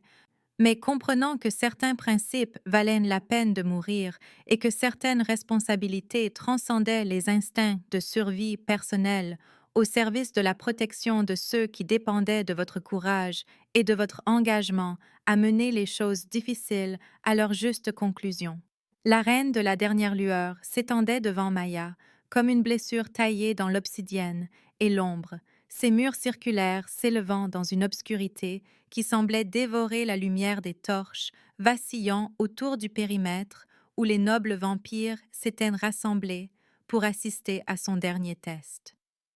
Le brise-cœur se matérialisa lentement, se formant à partir de sa propre peur réfléchie jusqu'à ce qu'il se tienne devant elle, portant son visage tordu, en quelque chose de cruel et de savant. Chaque insécurité qu'elle avait jamais nourrie sur sa valeur incarnée est dotée d'une intelligence malveillante. La créature parlait avec sa voix, mais portait les inflexions de chaque personne qui l'avait jamais abandonnée, de chaque parent d'accueil qui s'était lassé de ses besoins, de chaque système qui n'avait pas réussi à protéger les enfants vulnérables dont il avait la charge. « Tu penses que tu peux l'aimer mieux que sa propre mère ne l'a fait », murmura l'entité avec la bouche de Maya, ces mots portant le poids de chaque doute qu'elle avait enfoui sur ses qualifications pour s'occuper d'une princesse vampire dont elle ne pourrait jamais vraiment comprendre l'héritage surnaturel. Le brise-cœur se nourrissait de son désespoir grandissant. Tirant sa force des peurs qui la hantaient depuis qu'elle avait accepté la responsabilité du bien-être de Séraphina, devenant plus solide et dangereux à mesure que la confiance de Maya s'effritait sous l'assaut d'une torture psychologique parfaitement ciblée, conçue pour la détruire de l'intérieur. La créature catalogua chaque échec avec une précision chirurgicale, chaque moment où elle avait été trop faible, trop effrayée ou trop humaine pour fournir ce dont quelqu'un d'autre avait besoin, sa présence dans l'arène devenant plus oppressive à mesure que le doute consumait l'amour qu'il avait porté à travers les 6 épreuves précédentes. L'entité commença sa destruction systématique de l'estime de soi de Maya en manifestant des scènes de son enfance, projetant des images qui la montraient se recroquevillant dans des foyers d'accueil, pendant que d'autres enfants subissaient des abus qu'elle était trop impuissante pour empêcher. Tu as toujours été inutile quand ça comptait le plus. La railla le brise-cœur en la forçant à revivre la mort de Sarah d'une pneumonie qui aurait pu être traitable si Maya avait été plus âgée, plus forte, plus capable de naviguer dans des systèmes qui valorisaient l'efficacité plutôt que la compassion. La créature lui montra chaque promesse qu'elle avait faite et manqué de tenir. Chaque fois qu'elle avait choisi l'autopréservation plutôt que d'aider quelqu'un qui avait besoin de son intervention, construisant un dossier sur son inadéquation fondamentale qui semblait plus réelle que le sol de l'arène sous ses pieds. Il parla de Séraphina avec une connaissance intime des peurs les plus profondes de Maya, suggérant que sa présence dans la vie de la princesse vampire apporterait inévitablement danger et déception, qu'une petite fille qui avait déjà perdu sa mère méritait mieux qu'une serveuse brisée dont sa propre enfance ne lui avait rien appris sur la manière de fournir la stabilité et l'amour nécessaires à un développement sain. L'assaut psychologique s'intensifia lorsque le brise-cœur commença à manifester des attaques physiques, aux côtés de sa torture émotionnelle. Des griffes d'ombre lacérant la peau de Maya, tandis que ses mots creusaient des blessures plus profondes dans son esprit que des armes surnaturelles ne pourraient en infliger à sa chair mortelle. L'épreuve atteignit son paroxysme alors que Maya s'effondrait sous le poids combiné de l'assaut psychologique et physique, la forme du brise-cœur devenant plus solide et menaçante, tandis que sa propre force refluait comme une marée se retirant de rivage, qui ne pouvait plus retenir l'océan de sa honte et de son inadéquation accumulée. La créature surplombait sa forme brisée, se nourrissant d'un désespoir qui menaçait de consumer chaque émotion positive qu'elle avait jamais éprouvée, sa présence dans l'arène devenant si écrasante que même les nobles vampires qui observaient semblaient affectés par les émanations de désespoir qui rayonnaient de l'entité surnaturelle. Mais à travers le chaos de son estime de soi en désintégration, Maya entendit quelque chose qui perça l'assaut du brise-cœur comme un lever de soleil perçant des nuages d'orage, une petite voix appelant « Maman » avec la même innocence confiante qui avait d'abord brisé ses défenses dans la salle à manger du château nocturne. La voix de Séraphina lui rappela des histoires pour s'endormir et des biscuits partagés d'une petite fille qui avait choisi de l'aimer malgré toutes les raisons de craindre les intentions humaines et la politique des vampires, qui rendait leur lien dangereux pour eux deux. Le souvenir d'une acceptation inconditionnelle commença à luire dans le cœur de Maya comme une braise refusant d'être éteinte par les vents de la terreur surnaturelle, l'amour se révélant plus fort que la peur lorsqu'il était testé dans des conditions conçues pour détruire tout ce qui était doux, vulnérable et précieux dans la connexion humaine. La prise de conscience de Maya transforma toute l'épreuve alors qu'elle cessait de combattre le brise-cœur et embrassait plutôt le reflet tordu de ses propres défauts et peurs, reconnaissant chaque échec et chaque faiblesse, tout en choisissant l'amour, malgré les imperfections qui la rendaient indigne, selon toute norme rationnelle, de qualification maternelle. Oui, elle était brisée par l'abandon de son enfance. Oui, elle avait déçu des gens qui dépendaient d'elle. Oui, elle n'était qu'une serveuse humaine sans capacité surnaturelle, ni lignée royale à offrir à une princesse vampire qui méritait le monde et tout ce qu'il contenait de beau. Mais Séraphina l'avait choisie quand même, était montée dans ses bras et l'avait appelée maman, avec une confiance totale que l'amour de Maya serait suffisant, malgré toutes les raisons logiques de chercher une meilleure protection et des conseils de sources plus qualifiées. Le brise-cœur commença à se dissoudre alors que l'acceptation par Maya de ses propres défauts supprimait la honte et la haine de soi dont il avait besoin pour maintenir sa forme corporelle. L'entité incapable d'exister en présence d'un amour inconditionnel qui transcendait le mérite et embrassait la connexion, malgré toutes les objections raisonnables à une telle vulnérabilité émotionnelle dangereuse. L'amour ne consistait pas à mériter, à gagner ou à se prouver adéquat à la tâche, comprit Maya avec une clarté cristalline qui brisa la magie noire de l'épreuve. Mais à choisir de prendre soin de quelqu'un indépendamment de vos propres limitations et de leur potentiel à causer de la douleur par l'inévitable échec et mortalité humain. L'arène se remplit d'une lumière chaude alors que la destruction du brise-cœur libérait une énergie qui avait été piégée dans des cycles de désespoir et d'auto-récrimination. Cette épreuve terminée, et une femme humaine prouvée digne de la confiance des vampires par sa volonté d'aimer malgré la peur, plutôt que par un courage qui ne ressentait aucune peur du tout. Le succès de Maya dans les épreuves créa une crise immédiate au sein de la société vampire, le chancelier Théron refusant d'accepter des résultats qui menaçaient tout ce pourquoi il avait travaillé pendant des siècles, sa voix portant à travers la salle du trône avec une fureur qui fit trembler les pierres anciennes, alors qu'il déclarait les épreuves corrompues par une influence humaine qui invalidait leur autorité surnaturelle. La cour des vampires se divisa le long de lignes idéologiques qui avaient accumulé des tensions pendant des décennies, les nobles progressistes soutenant le droit de leur roi de déterminer la validité des épreuves, tandis que les traditionalistes se ralliaient derrière les affirmations de Theron, selon lesquelles l'amour pour une femme humaine avait compromis le jugement de Lucien, au-delà des limites acceptables pour un leadership royal. Le débat devint une question plus large sur la direction future de la société vampire. Si leur espèce pouvait évoluer et s'adapter aux réalités changeantes, ou devait maintenir l'isolement et la supériorité qui les avaient protégés à travers des siècles de conflits avec la civilisation humaine. Les alliances politiques qui étaient restées stables depuis la fondation de leur royaume surnaturel commencèrent à se fracturer alors que les maisons choisissaient leur camp, dans un conflit qui menaçait la guerre civile, s'il n'était pas résolu par des mécanismes formels permettant un transfert pacifique du pouvoir. Lucien se retrouva face à la perte possible de son trône pour protéger Maya et honorer le bonheur de sa fille. Le poids de la royauté, rivalisant avec les désirs personnels, dans une lutte interne qui reflétait chaque choix que Maya avait fait entre l'autopréservation et l'amour tout au long de son expérience d'épreuve.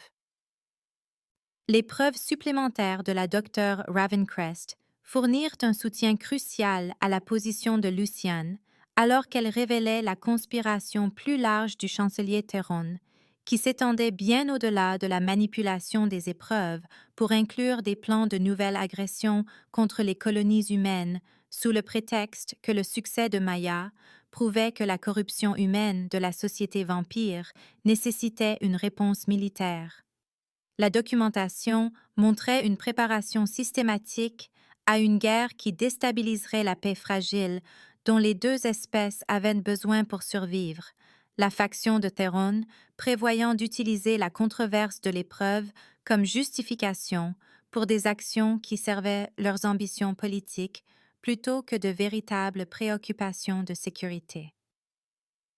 Les recherches d'Elena révélèrent des communications avec des groupes extrémistes dans les territoires vampires et humains, prouvant que la conspiration cherchait à provoquer un conflit qui éliminerait les voix modérées et établirait un contrôle traditionnaliste par une crise qui exigeait des réponses autoritaires.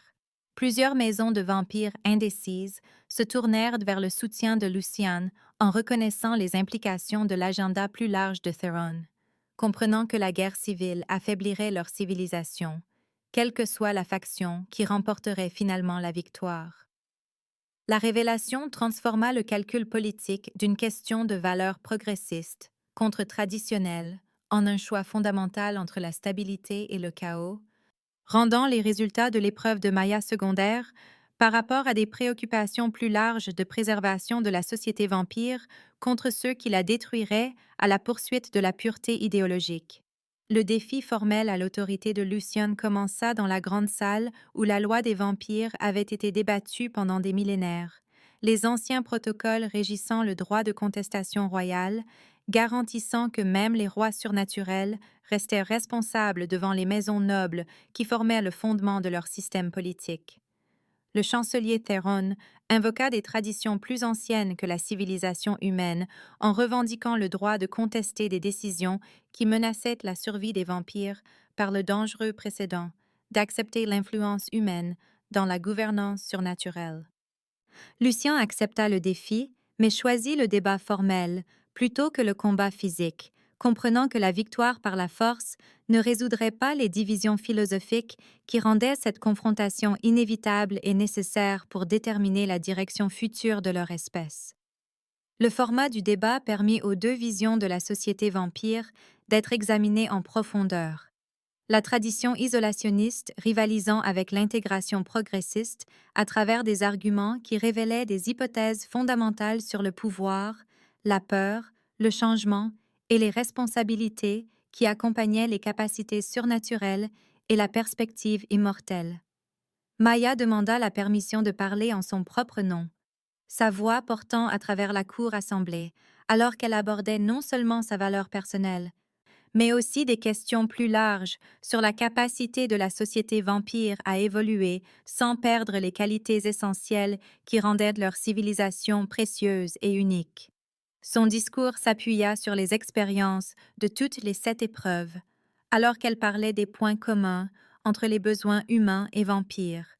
de la manière dont les deux espèces luttaient contre la solitude, la peur et le désir de connexion qui transcendaient les différences biologiques et les complications politiques. Maya décrivit avoir observé la transformation de Victor au centre de réfugiés, comment l'exposition à la souffrance humaine lui avait appris des vérités sur la compassion que des siècles d'éducation vampire n'avaient pas réussi à inculquer, prouvant que la compréhension pouvait combler des fossés qui semblaient insurmontables lorsqu'ils étaient abordés par la peur plutôt que par la curiosité. Elle parla du double héritage de Séraphina comme d'une bénédiction plutôt que d'un fardeau, de la manière dont la petite fille incarnait les possibilités de coopération future qui honoraient les forces des deux espèces tout en abordant les faiblesses que l'isolement avait créées et maintenues. Les nobles assemblées écoutèrent avec une attention qui suggérait que ces mots atteignaient des cœurs que la rhétorique politique n'avait pas réussi à toucher, ces perspectives pratiques tranchant à travers les abstractions idéologiques pour se concentrer sur des expériences partagées d'amour, de perte et d'espoir qui définissaient la conscience, indépendamment des capacités surnaturelles ou des limitations mortelles. La conclusion de Maya souligna que le changement n'exigeait pas d'abandonner la nature vampire, mais pouvait l'améliorer par des connexions qui élargissaient la compréhension, plutôt que de menacer l'identité, la croissance servant mieux la préservation que la stagnation déguisée en tradition. L'interruption innocente de Séraphina fournit le moment de clarté qui trancha à travers la rhétorique politique pour atteindre les vérités essentielles sur l'amour, la famille et l'acceptation, la voix de la petite fille s'élevant au-dessus du débat formel alors qu'elle demandait pourquoi les adultes étaient méchants avec sa maman et si elle devrait retourner à sa solitude. La question de l'enfant révéla le coût humain de la politique surnaturelle. La manière dont les conflits idéologiques affectaient de vraies personnes, dont le bonheur dépendait de décisions prises par ceux qui mesuraient les conséquences en siècles plutôt qu'en battements de cœur. Ces larmes à l'idée de perdre à nouveau Maya rappelèrent à la cour assemblée que certaines choses importaient plus que la théorie politique, que l'amour entre une mère et une fille transcendait les frontières des espèces et les différences philosophiques sur la relation appropriée de la société vampire avec la civilisation humaine. Plusieurs maisons nobles qui étaient restées neutres tout au long du débat déplacèrent leur soutien vers Luciane, en reconnaissant que le bien-être de Séraphina exigeait la protection du lien qu'elle avait formé avec la femme humaine qui s'était montrée digne à travers des épreuves qui testaient le caractère plutôt que la capacité surnaturelle. Le vote qui suivit confirma l'autorité de Luciane et l'acceptation de Maya dans la société vampire, mais plus important encore, établit un précédent selon lequel l'amour pouvait en effet combler des différences qui semblaient insurmontables lorsqu'elles étaient abordées par la peur, plutôt que par l'espoir de connexion qui honorait toutes les personnes impliquées tout en créant des possibilités de coopération et de compréhension future. Le vote final résonna dans la grande salle comme le tonnerre roulant sur les sommets des montagnes. La décision de chaque maison noble portant un poids qui remodèlerait la société vampire pour les générations à venir, tandis que Maya se tenait dans le cercle des témoins, sentant l'avenir se cristalliser autour de choix qui transcendaient les désirs personnels et entraient dans le domaine des conséquences historiques. L'autorité de Lucian fut maintenue par une marge assez étroite pour nécessiter d'importantes concessions politiques, la faction progressiste remportant la victoire tout en reconnaissant que le changement devait passer par le compromis plutôt que par la force s'il espérait survivre assez longtemps pour prendre racine dans un sol surnaturel qui avait résisté à la culture pendant des siècles. Maya se vit accorder le statut sans précédent de gardienne royale de Séraphina, un poste créé spécifiquement pour ces circonstances qui lui donnait un statut légal dans la société vampire, tout en reconnaissant sa nature humaine et les défis uniques qu'elle présentait pour son intégration dans la politique immortelle. Le titre portait à la fois honneur et responsabilité, la marquant comme la première humaine à obtenir une reconnaissance formelle au sein de la noblesse vampire, tout en établissant un précédent qui influencerait la manière dont les futures relations interespèces pourraient être gérées par la loi plutôt que par le conflit. Le sort du chancelier Theron était en jeu, les preuves de sa conspiration exigeant une justice que la loi traditionnelle des vampires aurait satisfaite par l'exécution ou l'exil vers des terres hors de portée de la société civilisée. Mais l'intervention de Maya lui assura une opportunité de rédemption par le service plutôt que par le bannissement, sa recommandation qu'il travaille aux côtés de la Dr. Ravencrest pour établir de nouveaux protocoles pour les relations entre humains et vampires, démontrant le pouvoir transformateur de la miséricorde sur la vengeance. Sa décision choqua les nobles qui s'attendaient à une rétribution sévère pour une trahison qui avait mis en danger non seulement sa vie, mais aussi la stabilité politique dont les deux espèces avaient besoin pour survivre. Pourtant, son raisonnement révéla une sagesse qui impressionna même ses anciens opposants qui commencèrent à comprendre pourquoi Séraphina avait choisi cette femme humaine comme figure maternelle. L'acceptation par Theron de la peine alternative marqua son premier pas vers la reconnaissance que sa vision du monde traditionnel pourrait nécessiter un ajustement. La transformation de son neveu Victor au centre de réfugiés, fournissant un exemple de la manière dont l'exposition à différentes perspectives pouvait guérir des blessures que l'isolement et la haine avaient maintenues en suppuration pendant des générations.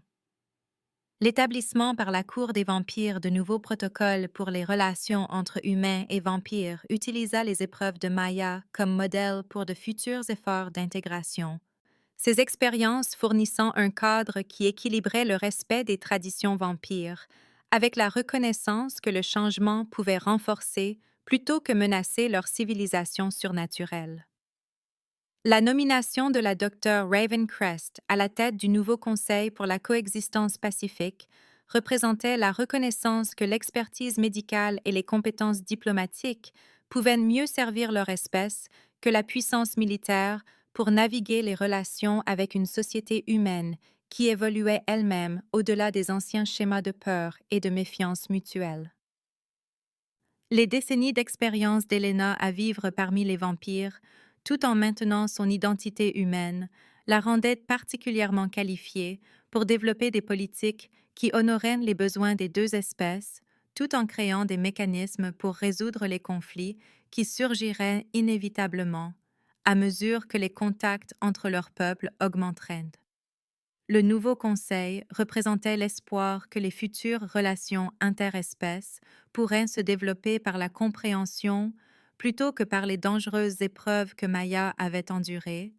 son sacrifice ouvrant la voie à des connexions qui pourraient enrichir les deux civilisations sans exiger que quiconque d'autre risque sa vie pour prouver une valeur qui aurait dû être reconnue par le caractère plutôt que par l'endurance surnaturelle. La reconnaissance de leur amour par Lucien et Maya émergea progressivement à travers des conversations qui suivirent la conclusion de l'épreuve, leur relation s'approfondissant au-delà de la coopération pour devenir un véritable partenariat malgré les défis liés à la construction d'un lien à travers des frontières d'espèces et politiques qui n'avaient jamais été franchies avec succès auparavant. Leur premier baiser eut lieu pendant l'une des siestes de l'après-midi de Sérafina, un moment volé dans les jardins du château où les roses en fleurs offraient un parfum qui semblait bénir leur exploration hésitante de sentiments qu'ils avaient réprimés tout au long des épreuves. Le roi vampire se retrouva à s'émerveiller de la chaleur et de l'humanité de Maya, de la façon dont son contact apportait un réconfort qui avait manqué à son existence immortelle pendant des siècles, tandis que Maya découvrait que la nature surnaturelle de Luciane améliorait plutôt qu'elle ne diminuait sa capacité de tendresse et de dévotion protectrice. Leur amour représentait un espoir pour une compréhension plus large entre leurs peuples, la preuve que la connexion émotionnelle pouvait transcender les différences biologiques lorsqu'elle était abordée avec patience et la volonté d'apprendre l'un de l'autre plutôt que de se changer mutuellement. Pourtant, ils restaient conscients des implications politiques que leur relation portait. Comprenant que chaque interaction publique serait scrutée à la recherche de signes que les sentiments personnels pourraient compromettre le jugement professionnel ou l'autorité surnaturelle.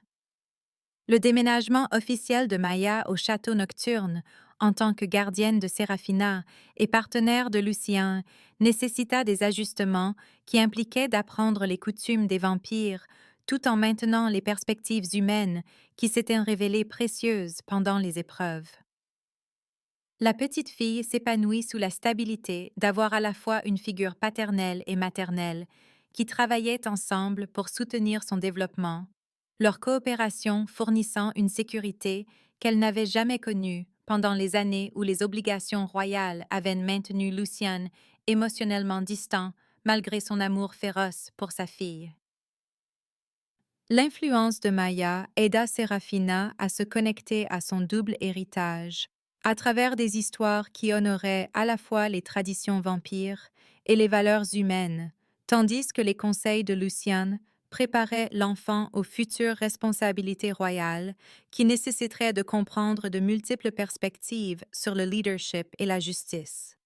Leur unité familiale non conventionnelle devint un symbole de possibilité au sein de la société vampire, démontrant que l'amour pouvait créer des liens plus forts que le sang tout en respectant les différentes forces que chaque espèce apportait à des relations qui transcendaient les anciennes barrières. Certains nobles vampires restaient sceptiques quant à l'influence humaine dans la maison royale, leur préoccupation étant centrée sur les implications à long terme pour la pureté de la lignée vampire et les structures de pouvoir traditionnelles qui avaient gouverné leur civilisation depuis sa fondation dans les temps anciens. Mais l'épreuve du bonheur et du développement accéléré de Sérafina convainquirent progressivement la plupart des opposants, la confiance et la joie de l'enfant servant d'arguments puissants en faveur des avantages de l'intégration familiale interespèces. La navigation prudente de Maya dans la politique de la cour montrait du respect pour les traditions vampires tout en introduisant des perspectives qui enrichissaient plutôt qu'elles ne menaçaient leur culture surnaturelle.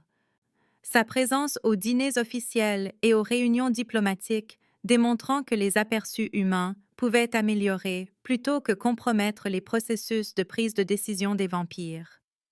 Le personnel du château nota des améliorations dans l'atmosphère générale, alors que le rire de Sérafina résonnait dans des couloirs qui avaient été trop sérieux pendant trop longtemps, tandis que les dignitaires en visite commentaient l'aplomb et l'intelligence remarquables de la princesse, qui reflétait une excellente éducation de la part de sa famille biologique et choisie. Maya maintint des liens avec sa vie humaine par des visites régulières au Moonlight Diner, qui se transforma en un lieu de rencontre neutre pour l'échange interculturel alors que des individus curieux des deux espèces commençait à fréquenter l'établissement qui avait servi de catalyseur à une romance surnaturelle. Les horaires 24 heures sur 24 du restaurant accommodaient les préférences nocturnes des vampires, tout en offrant un environnement familier aux humains nerveux à l'idée de s'aventurer en territoire surnaturel. Son emplacement près des frontières dimensionnelles, en faisant un lieu idéal pour les premiers contacts hésitants entre des espèces apprenant à se faire confiance. Elena Ravencrest tenait des heures de consultation informelle au restaurant 2 fois par semaine,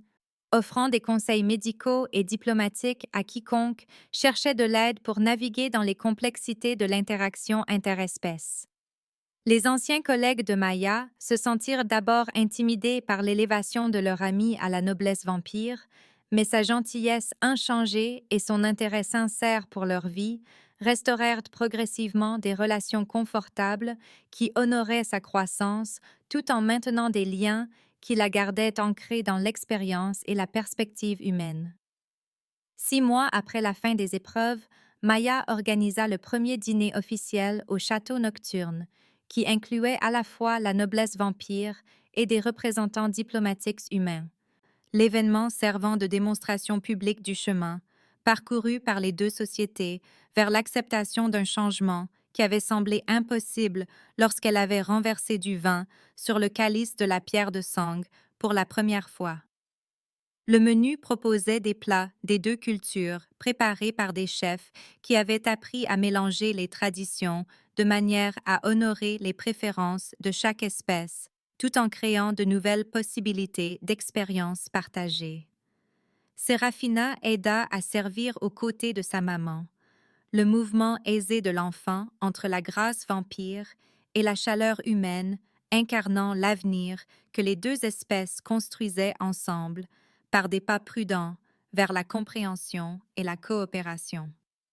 Les conversations qui avaient autrefois été limitées à des négociations de traités formels incluaient désormais des discussions sur l'art, la littérature et la philosophie qui révélaient des points communs que ni l'un ni l'autre camp n'avait précédemment reconnus ou appréciés.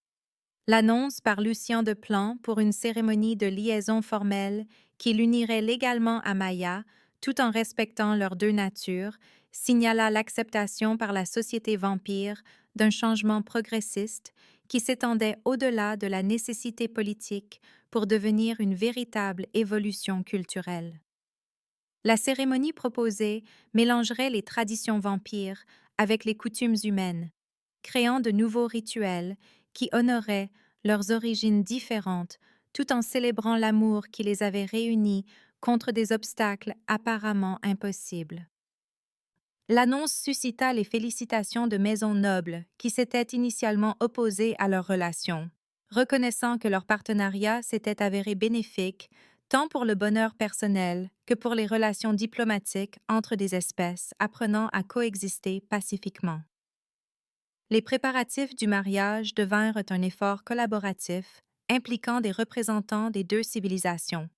Leur coopération dans la création d'une cérémonie significative, démontrant les possibilités plus larges d'entreprises communes qui pourraient renforcer plutôt que menacer l'une ou l'autre culture. La conclusion de l'histoire arriva à travers un moment familial tranquille qui reflétait son début dramatique.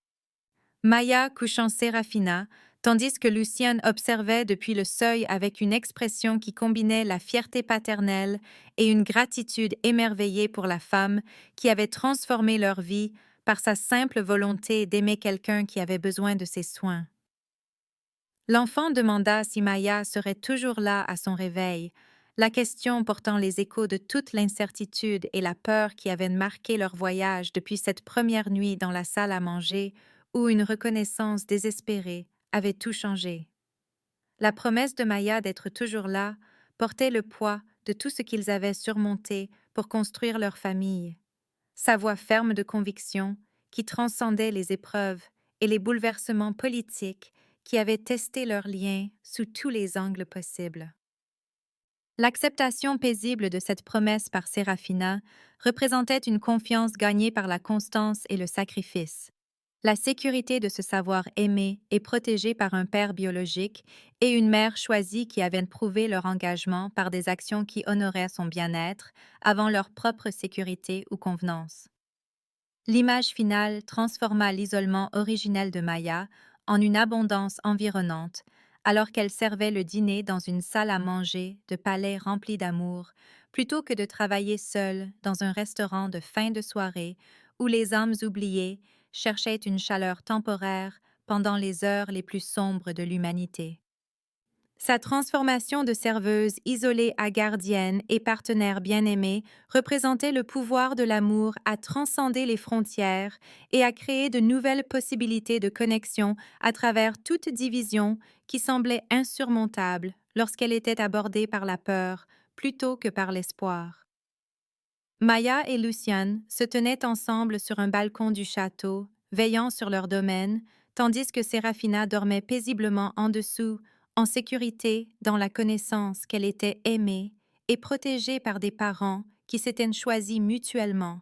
et avaient choisi leur famille à travers des épreuves qui avaient testé tout ce qu'ils chérissaient le plus.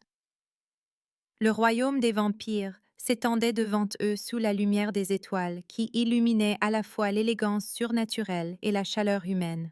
Deux mondes apprenant à partager l'espace et à créer un avenir qui honorait leurs forces différentes, tout en s'appuyant sur des fondations d'amour qui se sont avérées plus solides que les anciens préjugés et les complications politiques qui semblaient autrefois impossibles à surmonter par autre chose qu'une transformation miraculeuse de cœur presse à tout risquer pour une connexion qui importait plus que la sécurité, la tradition ou les certitudes confortables que le changement défie inévitablement et remplace finalement par des possibilités qui semblent impossibles jusqu'à ce qu'elles deviennent inévitables par la persévérance, la foi et la simple vérité humaine, que la famille est définie par le choix et l'engagement plutôt que par le sang seul.